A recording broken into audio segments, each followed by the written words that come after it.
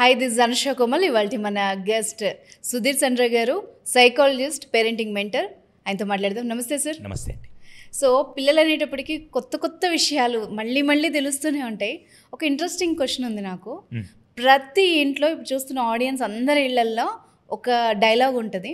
పిల్లలు వాళ్ళు ఏదన్నా అన్నప్పుడు గుర్తుపెట్టుకొని వాళ్ళ నాన్న కానీ అమ్మ కానీ, మొన్న నువ్వు నన్నప్పుడు అట్లా అన్నావు కదా అందుకని అన్న డైలాగ్ ప్రతి ఒక్క పిల్లోడు పిల్ల అంటారు. దీన్ని ఎట్లా చూడాలి మనం? మ్యామ్, ఇది ఈరోజు మీరు అడగడం కాదు, ప్రతి ఇంట్లో ఇది ఉంటుంది.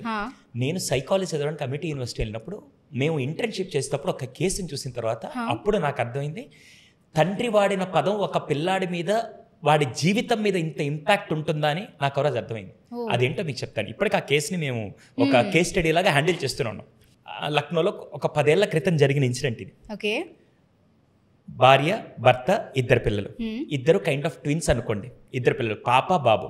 ఇది కామెంట్ చూసే వాళ్ళందరూ మీరైతే ఆ పొజిషన్లో ఉంటే ఏం చేస్తారో కామెంట్ చేయండి మర్చిపోకుండా. సిచ్యువేషన్ చాలా జాగ్రత్తగా వినండి. ఇది రియల్గా జరిగిన ఇన్సిడెంట్. అది ఇప్పటికీ ఆ కేసుని హ్యాండిల్ చేస్తున్నాం. 4 ఉన్నారు మ్యామ్. ఒకరోజు డిన్నర్ చేసే టైంకి వైఫ్ డైనింగ్ టేబుల్ మీద ప్లేట్లో అన్నీ పెట్టేసి డైనింగ్ టేబుల్ మీద పెట్టేసింది. భర్త అప్పుడే వర్క్ చేసుకొని నేరుగా వచ్చి కూర్చున్నాడు. కొంతమంది భర్తలు ఉంటారు కదా, ఎలా అంటే బద్దకస్త భర్తలు అంటారు. మల్లీశ్వరి సినిమాలో ఆహుతి ప్రసాద్ గారు ఉంటారు అనుకుంటా. ఆయన వెళ్ళి ఆఖరికి షూ తెచ్చుకోవాలని, ఇది తెచ్చుకోవాలని బ్రహ్మానందం గారికి చెప్తే తీసుకొచ్చేవాళ్ళు. అలా ఇతనికి కూడా ఏంటంటే ఎంత బద్దకష్టం అంటే ఆఖరికి గ్లాస్లో వాటర్ తెచ్చుకోలేని భర్తలు కూడా ఇంకా కుటుంబంలో ఉన్నారంటే మీరు ఒప్పుకుంటారు కదా. అలా ఈయన డైనింగ్ టేబుల్ మీద కూర్చొని భోజనం చేయడం మొదలుపెట్టినప్పుడు భార్య కిచెన్లో ఆ వంటింట్లో ఎక్కడో కుక్కర్ సౌండ్లోనూ అక్కడ ఉండిపోయింది. ఇక్కడ 2 పిల్లలు, హాల్లో 2 పిల్లలు, పాప బాబు ఇద్దరు. జస్ట్ ఇమాజిన్ 4th క్లాస్ అవుతున్నాయి. ఇద్దరు సేమ్ ఏజ్, కమలాడు అనుకున్నాం. ఇద్దరు సేమ్ ఏజ్. పాప డ్రాయింగ్ చేసుకుంటుంది, బాబు చిన్నగా వీడియో గేమ్ ఆడుతున్నాడు. ఇంతకుముందు వీడియో గేమ్స్ ఉండేవి, అలా చిన్న వీడియో గేమ్ ఆడుతున్నాడు. బాగా గుర్తుపెట్టుకోండి. సిచ్యువేషన్ ఏంటంటే తింటూ తింటూ తింటూ ఆయన గ్లాస్లో వాటర్ అయిపోయాయి. మళ్ళీ ముందే చెప్తున్నా, మీరు మళ్ళీ కండిషన్లు మార్చకండి. ఆయన బద్దకస్త భర్త.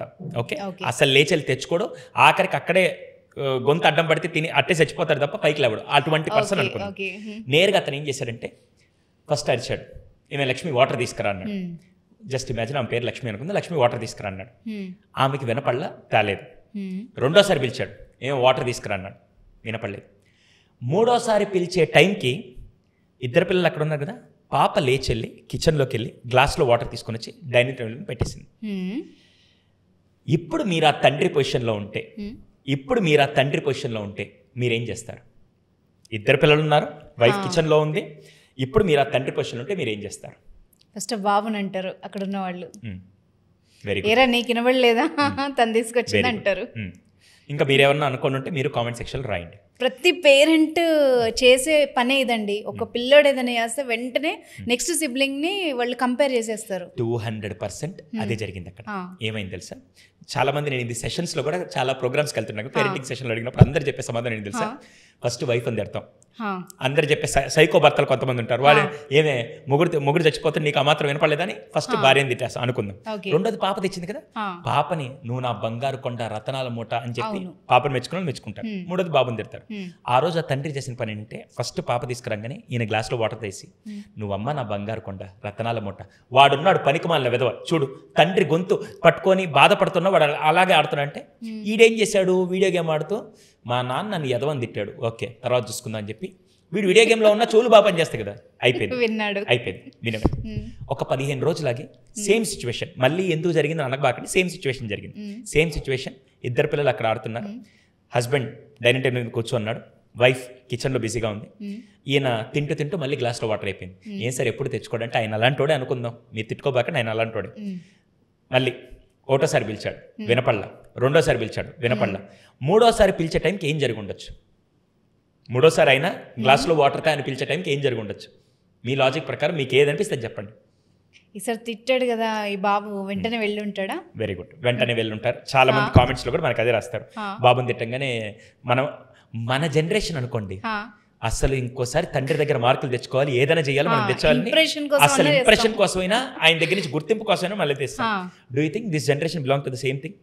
ఈ జనరేషన్ పిల్లలు అలాగే ఉన్నారని మీరు చేంజ్ ఉందండి. అసలు ఇమాజిన్ చేయలేకపోతున్నాం వాళ్ళు ఎట్లా బిహేవ్ చేస్తారో. ఆ రోజు జరిగిన ఇన్సిడెంట్ ఏంటి తెలుసా?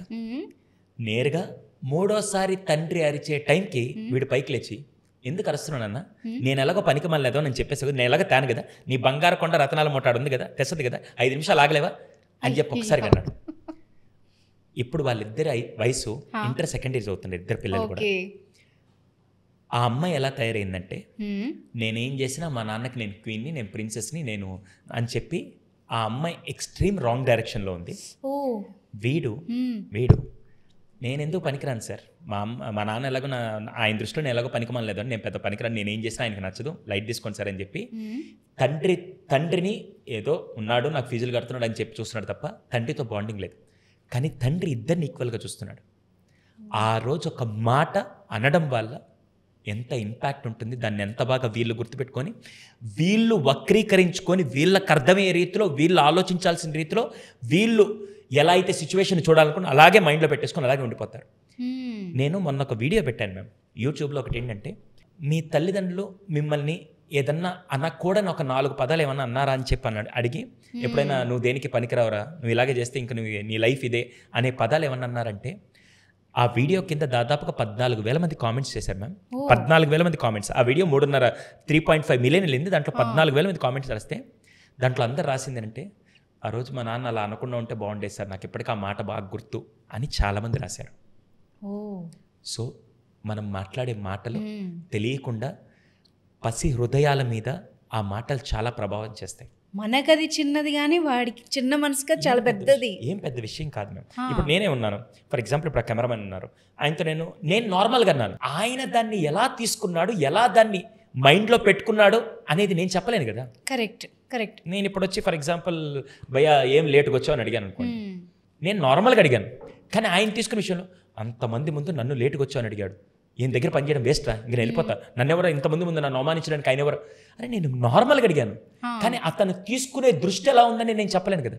ఇప్పుడు నేను పిల్లలు మారాలని, ఏ తల్లిదండ్రి కూడా పిల్లలు నాశనం అయిపోవాలని, పిల్లలు చెడిపోవాలని చేయరు, వాళ్ళు బ్రతికేదే పిల్లల కోసం. కానీ ఆ టైంలో out of frustration, out of ఇంకా ఏదైనా కోపం వల్ల వాళ్ళు అనే మాటలు కొన్నిసార్లు వాళ్ళ కంట్రోల్లోకి పోతాయి. కానీ అవతల వాడు దాన్ని తీసుకునే విధానం వేరుగుంటుంది. సో ఇది మాత్రం చాలా ఇంపార్టెంట్ అండి. ఇంప్రెషన్స్ పడిన తర్వాత అది వాళ్ళు ఎదుగుతున్న కొద్దీ వాళ్ళ మైండ్లో, మా నాన్నకి నేను ఎలాగో దేనికి పనికిరాను, వేస్ట్ అని చెప్పి మీరు చాలా సినిమాల్లో కూడా చూసుండొచ్చు. రఘువన్నర్ బీటెక్ దగ్గర నుంచి, లేకుంటే మీరు ఏ సినిమాల్లో చూసినా కూడా అదే కనపడతాయి. చిన్నప్పుడు ఎప్పుడో అన్నది దాని తర్వాత అలాగే తీసుకొని ముందుకెళ్తూ ఉంటారు చాలా వరకు.